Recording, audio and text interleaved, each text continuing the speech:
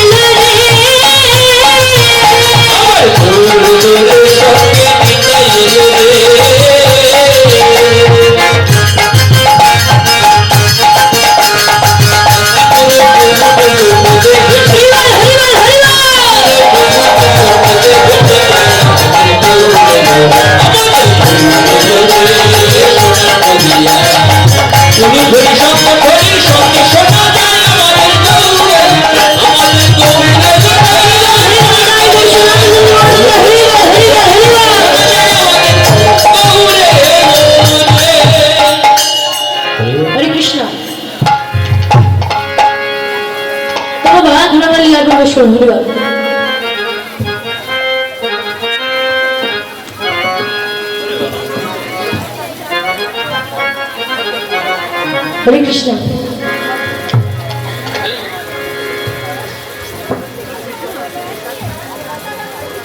হরি বল।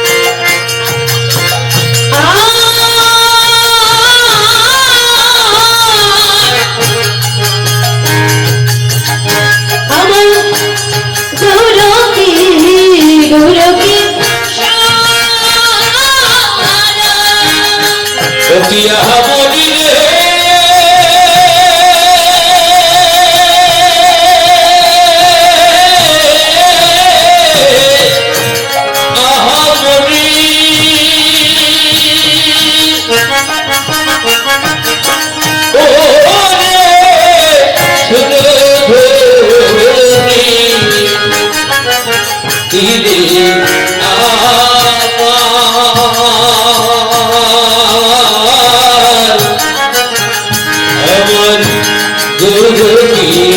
গুরুকি সার ওরে সহচর সঙ্গে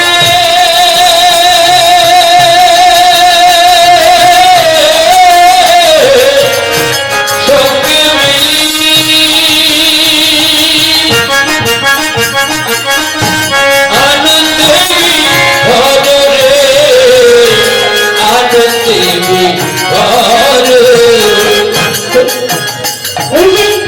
উদয় হলো রে উদয় হলো রে উদয় হলো রে উদয় হলো রে সুরধনী গঙ্গা তীরে উদয় হলো রে সুরধনী গঙ্গার তীরে উদয় হলো রে হরি বলে উদয় হলো রে হরি বলে উদয় হলো রে এই তো সেই রে আর এই তো সেই রে এই তো সেই রে এই তো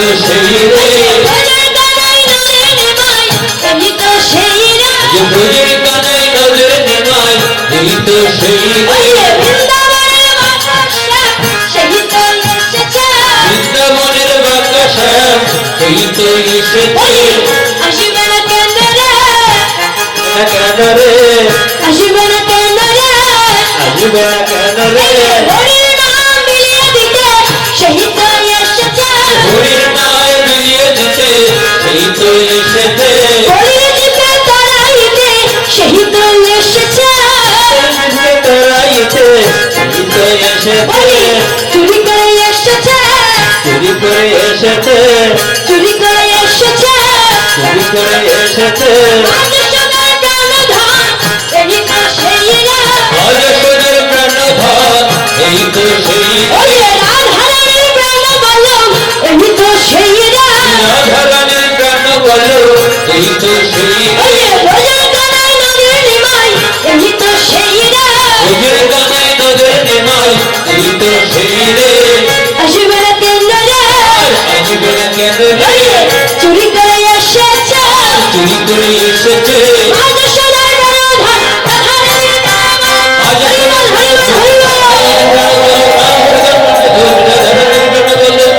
এই তো সেই রে আরে সুর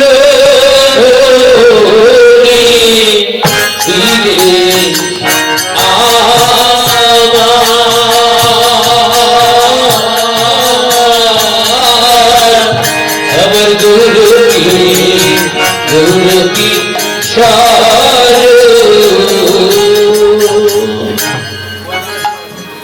তাই বলছে সুরধনী নদীর তীরে আমার গৌর কিশোর এই হরি নামের খেলা খেলছে। এই যে বাবা সুরধনী নদী, ও মায়েরা ও বাবারা, বলে আমরা তো কত নদী দেখেছি, কত নদীর নাম শুনেছি, পদ্মা, মেঘনা, যমুনা, সুরমাগুর ইত্যাদি ইত্যাদি কত নদীর নাম শুনেছি, কিন্তু সুরধনী নদীটির নামটিকে কখনো শুনেছি? এই যে বাবা সুরধনী নদী, এই নদীটি দেখতে কেমন? এই নদীটি বাবা দেখতে তেমন বেশি লম্বাও নয়, আবার তেমন বেশি চওড়া। তাহলে কেমন? একটা গরুতে পাড়া দিলে দেখবেন বাবা একটা গর্ত হয়ে যায়, সেই গর্তের ন্যায় হচ্ছে বাবা এই সুরধনী নদী। কিন্তু এই নদীর গভীরতা যে কত তা কিন্তু বাবা কেউ জানে না। এই সুরধনী নদীর তীরে আমার গৌর কিশোর হরি নামের খেলা খেলছে।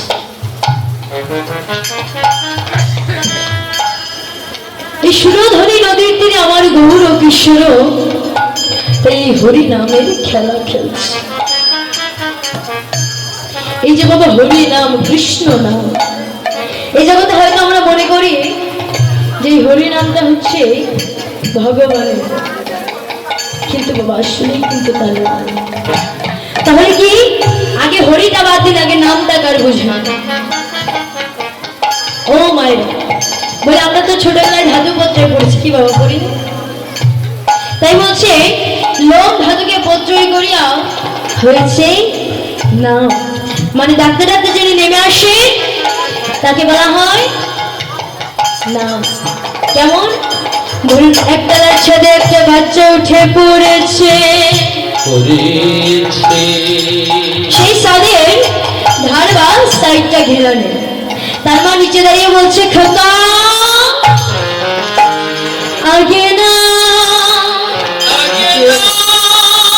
করবি যদি হরি নাম, দেখবি যদি হরি নাম, ভাববি যদি হরি নাম, শুনবি যদি হরি নাম, বলবি যদি হরি নাম, হরি হরি আগে না, হরি হরি আগে না, হরি হরি আগে না, হরি হরি আগে না। তাহলে বাবা নামটা বুঝলেন তো, এইবার হরিটা কার বুঝুন। মধ্যম পুরুষ থেকে বলছি বাবা হরণত্রী ধাতুকে পত্রই করিয়া হয়েছে হরি, মানে হরণ যাহার কার্য নাম তার হরি, হরণ কলাকে বলে হরি। তাই গৌর আমার এই শিরোধরির তীরে এই হরি নাম কৃষ্ণ নামের খেলা খেলছে। তো বাবা এই যে জগতের মাঝে এসে আমরা যে মায়ের মধ্যে ডুবে আছি, মহাপ্রভু আমার গৌর সুন্দর এই জীবের দ্বারে দ্বারে এই হরিনাম বিলিয়ে বেড়াচ্ছে। আর এই কলির বাবার সাথে জীবকে ডেকে ডেকে বলছে হরির কলির মায়া মহজি তোমরা একবার এই নাম করো, এই কৃষ্ণ নাম করো। তাই ডেকে ডেকে বলছি প্রভু এই মধুর কৃষ্ণ নামে, মধুর কৃষ্ণ নামে নামে আমার প্রেম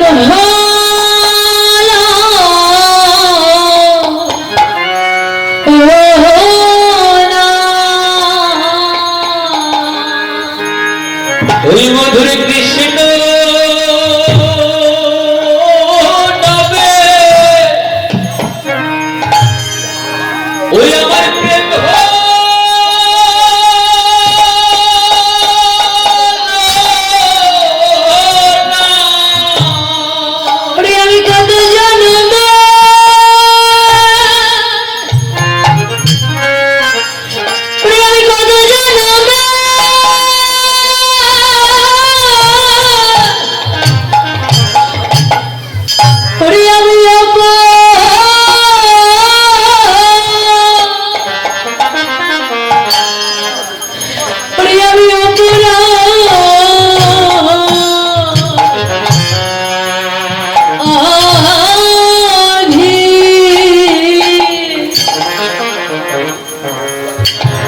মধুর কৃষ্ণ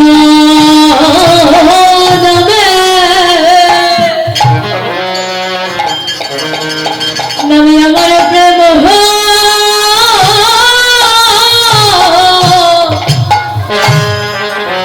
ওই প্রেম হলো না আমি কত জনমে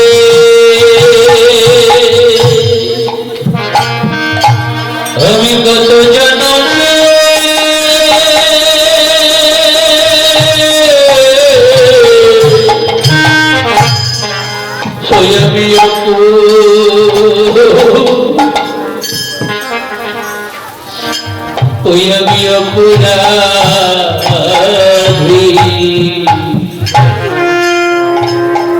মধুর কৃষ্ণ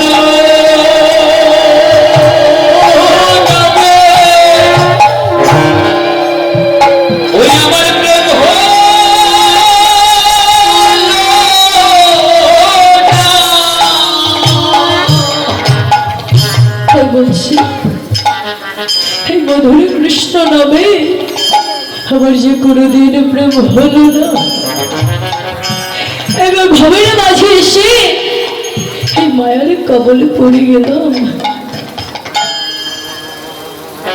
কোনদিন গোবিন্দ বলে দু ফুটে নয়ন বাড়ি পরিশোধ করিলাম না, কোনদিন ভক্তের সঙ্গ করলাম না, সাধুগুরু বৈষ্ণবের সঙ্গ করলাম না। তাই বলছি শুধু এই হরিনামে কৃষ্ণ নাম করলেই হবে না। তাই বাড়িতে একাদশের পরের দিন একটি ভক্ত সদস্য সঙ্গে তাই বাড়িতে কয়েকজন বৈষ্ণবকে নিমন্ত্রণ করেছে। তো যখন ওই বৈষ্ণবরা এসেছে, এসে তাদের বসার আসন দিয়েছে, আর তারা বসে বলা বলি করছে যে হরি নামেই মুক্তি, কৃষ্ণ নামেই মুক্তি। যখন বারবারই বলছে যে হরি নামেই মুক্তি, কৃষ্ণ নামেই মুক্তি, তখন ওই বাড়ির গাছে খাঁচাই বন্দি ছিল একটা ময়না পাখি। তখন ওই পাখিটি ডেকে ডেকে বলছে, ওগো সাধু, তোমরা কি বলা বলি করছো? বলছে আমরা বলা বলি করছি যে হরি নামেই মুক্তি, কৃষ্ণ নামেই মুক্তি। বলছে না গো, তোমাদের এই কথাটা সত্য নয়, তোমাদের এই কথাটা মিথ্যা। বলছি কেন? বলছে আমি যে এত বছর ধরে এই বাড়ির খাঁচাতে বন্দি আছি, আমি তো প্রতি সময় প্রতি ক্ষণে শুধু কৃষ্ণ নাম, হরি কথা, কৃষ্ণ কথা বলে যাই, কই আমার তো মুক্তি হলো না। তখন ওই বাড়ির কর্তা এসে ডেকে ডেকে বলছে, ওগো সাধু, তোমরা এবার প্রসাদ গ্রহণ করো। বলছে আমরা তোমার বাড়িতে প্রসাদ গ্রহণ করতে পারি, কিন্তু আমাদের একটা শর্ত আছে। বলছি কি শর্ত? বলছে তোমার বাড়িতে আমরা প্রসাদ গ্রহণ করতে পারি, কিন্তু তোমার বাড়িতে খাঁচায় যে ময়না পাখিটি বন্দি আছে সেটাকে আগে মুক্ত করে দিতে হবে, তাহলে আমরা তোমার বাড়িতে প্রসাদ গ্রহণ করব। তো যখন এই ময়না পাখিটিকে মুক্ত করে দিয়েছে, ওই পাখিটি উড়ে গিয়ে একটা ডালে বসেছে। ডালে আবারও বসে ওই সাধুভাইকে ডেকে ডেকে বলছে, ওগো সাধু, তোমরা যেন কি বলা বলি করছি? বলছে আমরা বলা বলি করছিলাম যে হরি নামেই মুক্তি, কৃষ্ণ নামেই মুক্তি। বলছে ওগো, তোমাদের এই কথাটা সত্য যে হরি নামেই মুক্তি, কৃষ্ণ নামেই মুক্তি, কিন্তু শুধু এই হরি নাম কৃষ্ণ নাম করলেই যে হবে না, তার সঙ্গে যদি সাধুগুরু বৈষ্ণবের সঙ্গ না করা যায়,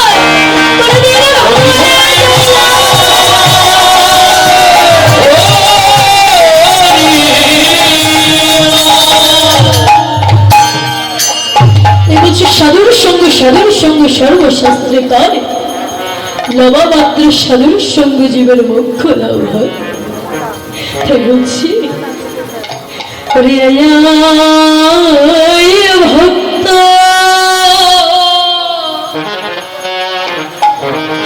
আমরা সঙ্গ করি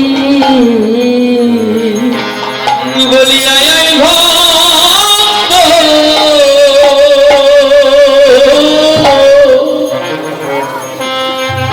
আমরা সঙ্গ করি মন্দিরা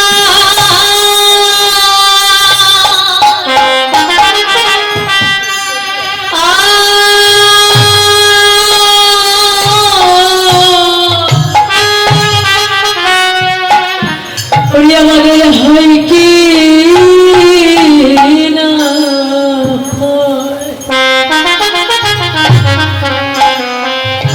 বলিয়াই ভক্ত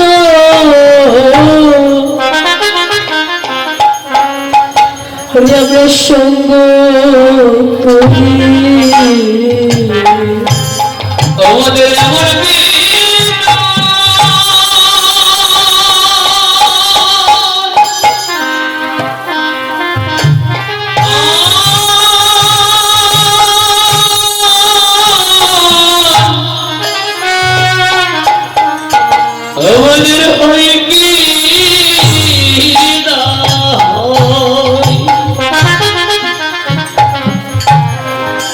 বলিয়া এই ভক্ত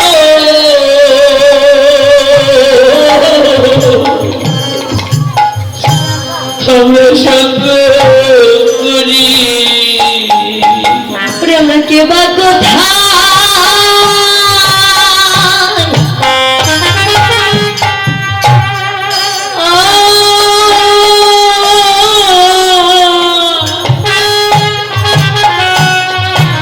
আমরা চলে যাব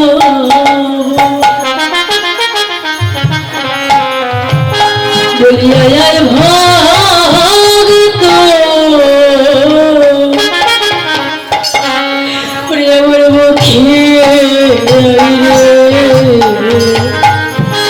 আমরা কি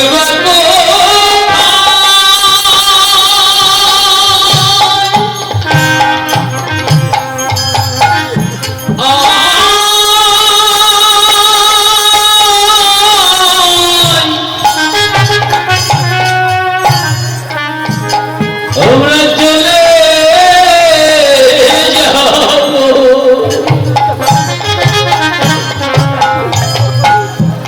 বলিয়া এই ভক্ত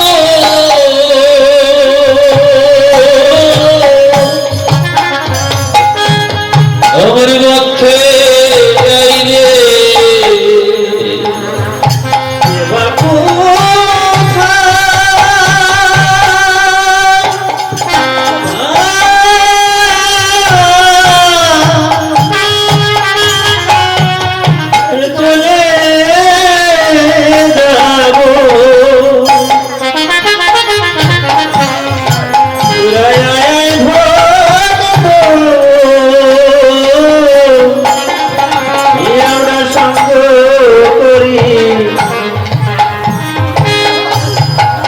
আমি কত জানো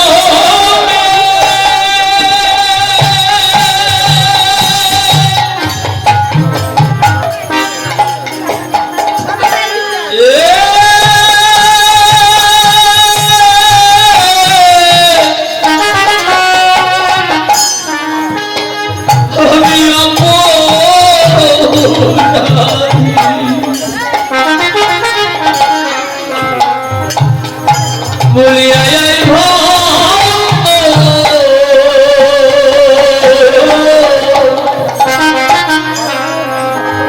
আমরা সঙ্গ করি কেবা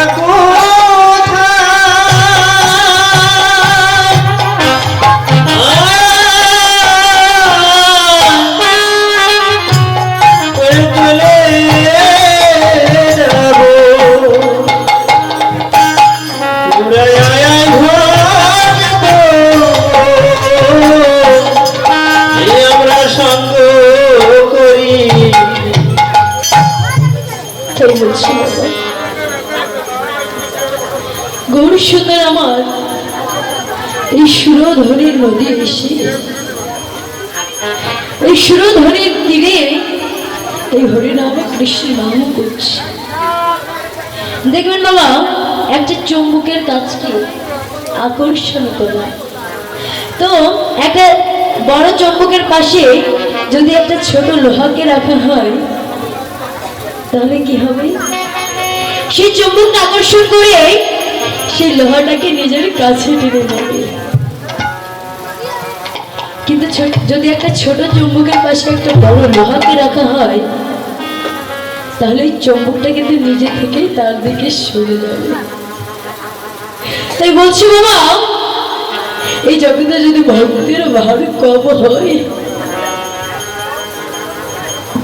তাহলে ভগবান তাকে ডেকে নেয়, আর এই জগতে যদি ভক্তের ভার বেশি হয় তাহলে ভগবানের সঙ্গে তার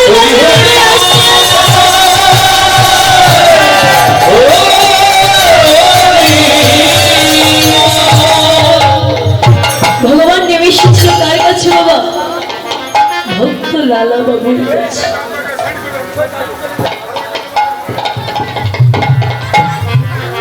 এই লালা বাবু ছিল বাবা একটি রাজ্যের রাজা।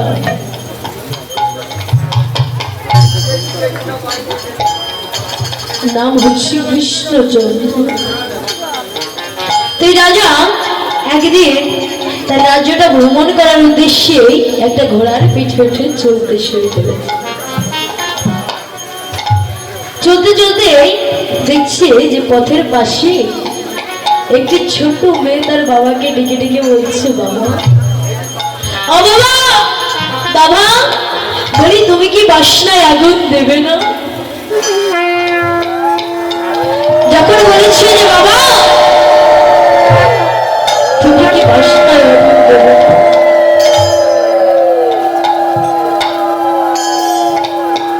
তখন এই রাজা মনে মনে চিন্তা করেছি যে মেয়েটি হয়তো বলেছে যে বাবা তুমি কি বাসনায় আগুন দেবে না। এই যে জগতের মধ্যে এসে যে কামনা বাসনার মধ্যে ডুবে আছে, তখন ওই মেয়েটির কাছে গিয়ে আবারও ডেকে ডেকে বলছি, ওগো মেয়ে, ওগো মেয়ে তুমি কি বললে আরেকবার বলবে? বলছে আমি বললাম যে বাবা তুমি কি বাসনায় আগুন দেবে।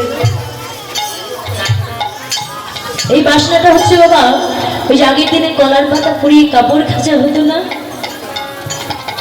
তো এবারে রাজা চিন্তা করেছে সত্যই তো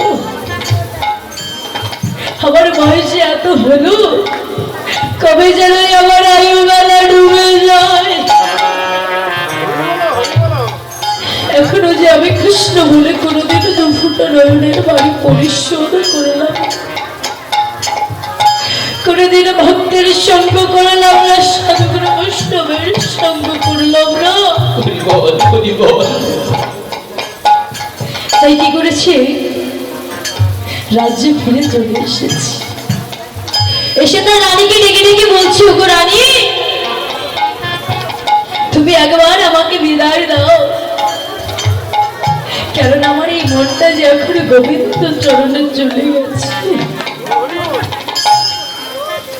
তাই বলছে বাবা যার মন একবার গোবিন্দ চরণে চলে যাবে তার ঘর হয়ে যায় জঙ্গল, আর জঙ্গল হয়ে যায় ঘর। তাই বলছে সে কি আর ঘরে রইতে পারে। তার রানী ডেকে ডেকে বলছি, ওগো আমি যে তোমাকে যেতে দিতে পারবো না, কেন না এ জগতে কি কারোর স্ত্রী চাইবে তার স্বামী হারা হতে, কি তোমার চাইবে? বলছে আমি তোমাকে যেতে দিতে পারবো না, তুমি চলে গেলে আমি কি নিয়ে বাজবো বলো। তখন কি করেছে, রাজ্যে যখন রাতে যখন সবাই ঘুমিয়ে গেছে, একটা সামান্য পোশাক পরিধান করে হাতে একটা জবের মালা নিয়ে আর কপালে তিলক কেটে নাম গাইতে গাইতে যাচ্ছে। এই যে বাবা সামান্য পোশাক পরিধান করেছি কেন? কেন না দামিও পোশাক বললে ভিতরে একটু ভক্তি কম জন্মে।